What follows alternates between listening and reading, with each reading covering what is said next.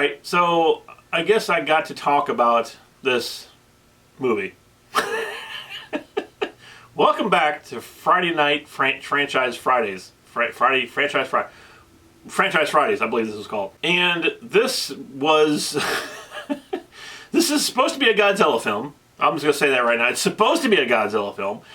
And if you remember when this came out, it was everywhere. I mean, it was like episode 1 of Star Wars when that first came out. You could not turn the TV on without seeing the Godzilla foot come down and crush the guy. It was everywhere. Anywhere you went, there was a big Godzilla foot or a big Godzilla eyeball. It was, you know, no Godzilla except for a foot and an eyeball. They didn't want to show Godzilla in the movie because they wanted you to be surprised on what he looked like. Oh, I was surprised, all right. I think a lot of people were. I think a lot of people were surprised by what he looked like in this movie. And second is Matthew Broderick. When I heard Matthew Broderick is in this film, I like Matthew Broderick. I mean, I think he's made really good films. Not this one, but he has made really good films. And he's not really what you would call an action star. He did a good job in War Games. I'll give him that. And of course, Ferris Bueller. But when it comes to a movie like this that has a 100-foot kaiju monster going through buildings, tearing them down, we don't need to see Matthew Broderick in this movie. He doesn't even need to be in this movie. Who was the great person who casted him in this movie? That's what I want to know. So this movie actually just got released not too long ago in 4K with Dolby Atmos. And I went out and I bought it just for the fact that I wanted to see it in 4K and with Dolby Atmos. Because I hadn't seen this movie in such a long time. Probably not since I've seen it in the show. I don't think I've ever watched it again. I thought, hey, maybe it's better than I thought it was. Maybe it's grown on me over these years.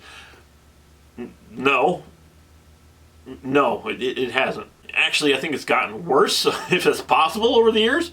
So Matthew Broderick was a guy who collected worms, like radiated worms. And they thought he would be the perfect person to figure out what's going on with Godzilla. Why there's a big lizard walking around, 100-foot lizard, because he was working with worms. So he ends up getting involved with this whole thing with Godzilla. And the beginning of the movie was really good. It really was. It was actually pretty well done, the first maybe 30 minutes of the movie. And it was very, very much like a Steven Spielberg movie. Like watching this, you really kind of felt like you were watching a Steven Spielberg movie. And it did. It really had that blockbuster feel. It really, everything about this film oozed with blockbuster feel, blockbuster summer feel. Even watching it now, you can just feel it. You can really feel that they were trying to go for the big blockbuster, you know, of the summer. And they failed pretty much on every account possible in this movie. I guess they thought the fans of Godzilla weren't that many out there, and the other people wouldn't really mind if they just took like a little bearded dragon and made him into Godzilla. I mean, that's basically what he was. He was a dragon. I don't think it was a little bearded dragon, but he was, I can't think what they were called, the big lizards, and they were, you know, got the nuke, hit him, and then he turned into Godzilla. That was what they're saying is how Godzilla was created, so they made him look like a lizard. So if you ever watch those movies from like the 1950s, where they actually have like the lizards in there and they glued the spikes on their back and they're walking around and make them look like big lizards, that's kind of what they made Godzilla look like in this movie. And it was like, no. So yeah, I mean, Godzilla looked terrible. He looked terrible in this movie. His feet looked good. They did do correct feet on him, and that's the only thing you got to see on the posters, or his big eyeball. That's what's on the front of the DVD case too. So when you go into a movie and you don't see the main character, you don't see the monster, it's because one, they're afraid of what everybody's going to think about it, and if it sucks like it did, nobody would have gone and seen the movie. And two, sometimes, just sometimes, the monster's cool, and they don't want to give it away until you see it and you're like, oh wow, that's awesome. Like Predator. That's one of the good examples. This is not Predator. This is not a good example. This was a movie where they knew that Godzilla looked terrible, and they weren't going to show him to you until you paid your $10 to go see the movie. And then when you see him, it's already too late because you're already in the movie, and you're like, but then it even gets worse than that. It does. It does. It gets worse. They're trying to make Matthew Broderick into an action star, like I said. So this would be more of a movie that would be suited for like, well, at least back in those days, it would have been more of a movie suited for like some like Harrison Ford type of character, or a big action star that would be able to go up against some of the stuff that happens in this film. Not Matthew Broderick. Not Ferris Bueller. No. So later in the film, you find out, this is even the worst thing. I mean, actually, it's not the worst thing. I mean, I didn't even mind that. I thought it was an okay idea, I guess.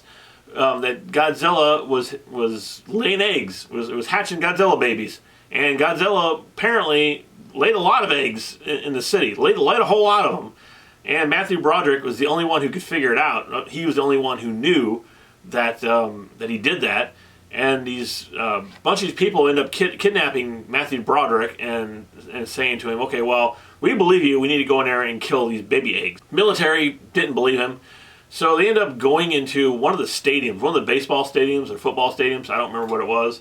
And they find eggs everywhere. Now, this is after Jurassic Park came out.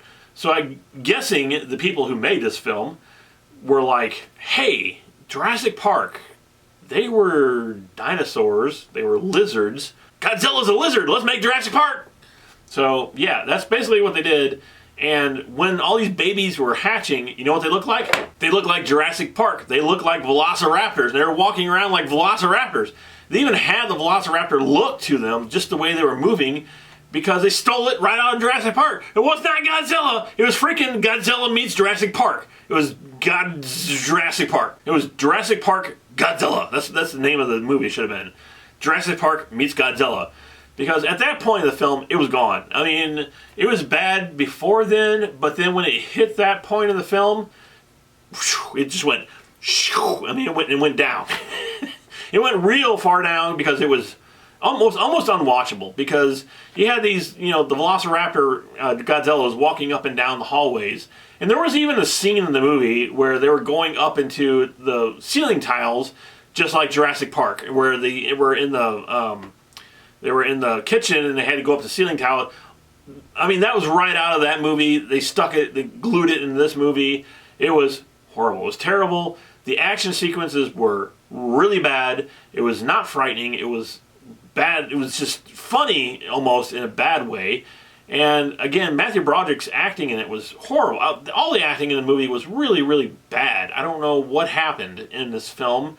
The CG was still pretty good, I guess. I mean, even now standards, it still holds up, I suppose. Mostly Godzilla looked really good. But when you got to the mini baby Velociraptor Godzillas, they looked pretty bad. I mean, the CG on them was not really good. It was sort of a poor man's Jurassic Park CG, I guess. It looked like a TV commercial that they didn't have enough money to fully create these things. When I bought the movie and I was watching it, I thought, oh, this is going to be a good laugh, and if it's bad, it'll be a good. It's not even a good laugh. It's just a bad movie. I mean, you can't even laugh at it because it's just so horrible. It stinks so bad. It's not even a laughable movie. You can't even make fun of it, which is pretty bad, because even the worst movies you can make fun of, but this is beyond that, to where you can't even make fun of the film because it's that bad. So on a scale from 1 to 5, I am giving this Godzilla a 1 out of 5. Yeah, it was one of the worst movies I've seen. Probably one of the biggest disappointments I had seen, because up to this point there wasn't no Godzilla. I mean, you never even heard Godzilla movies being made. I think they were still making them in Japan, but they weren't bringing them over here. So as a kid growing up loving Godzilla, and here you hear, oh, they're going to make a new Godzilla film. You're like, oh, I can't wait. And then you got this, and I'm just like, I still don't understand what they were thinking. Even all these years later watching this movie, what were they thinking? I don't know. I still don't know. The one good thing about this film, and there is a good thing here, if you are one of those people out there who love this film, the 4K restoration of this movie looks incredible. They did such an amazing job restoring this thing in 4K. It does. It looks so amazing. It is crystal clear. I mean, it is literally, it's the best it will ever look. And the other thing that was even more impressive than the actual video of the movie was the Dolby Atmos. If you have Dolby Atmos in your house, which is 7.1 or 7.2 speakers, where you have the speakers in front of you, behind you, and then on the ceiling, which is what we have, it is incredible. The sound in this was amazing. There's a lot of helicopters in the movie, and they're constantly flying over the top of you. So you have those speakers in the ceiling, they will get a workout. You will constantly hear the helicopters flying above you. The explosions are all around you, the guns and everything. The sound, I would give a 5 out of 5. The picture quality, I'd also give a 5 out of 5, because both of those exceeded my expectations. They blew my expectations, but I just couldn't get over how good that movie sounded and looked. I mean, it is really, really good. So if you are a fan of the movie, then absolutely pick it up in 4K with Dolby Atmos, because it is that good. Those two are the best things about the film. And that's probably the only good thing about this movie. I did even pick it up in a steelbook, and I was going to do an unboxing for it and whatever, but I didn't, because, you know, it was just like, no. I didn't feel like going there with that movie. It's a nice steelbook, and it was cheap. It's like 20 bucks, and if you can find it on a steelbook, and like I said, if you're actually a fan of the movie and you have the whole setup and everything, get it. Absolutely get it. You'll love it. But if you haven't seen the movie for a while and you enjoy Dolby Atmos and really, really, really clear pictures, and you want to try to give it a chance, go for it. I mean, I'm just telling you what I think, and I think the movie sucked. It was bad. It was bad. If you are one of our maniacs, thank you so much for subscribing to the page. And if you're not one of our maniacs, please hit that subscribe button and become part of a family, part of our crazy family we got going on here. And I will be here all summer long bringing you a ton of summer films. I'm going to try to bring you some stuff on television too, some of the big premieres that they have going on here. And so, yeah, that's it. You know the name of the channel. And please hit subscribe and become one of the maniacs here. And I'll see you next time here on Friday Franchise Fridays. Friday Franchise. I do too many franchises. I think it's Godzilla sucked.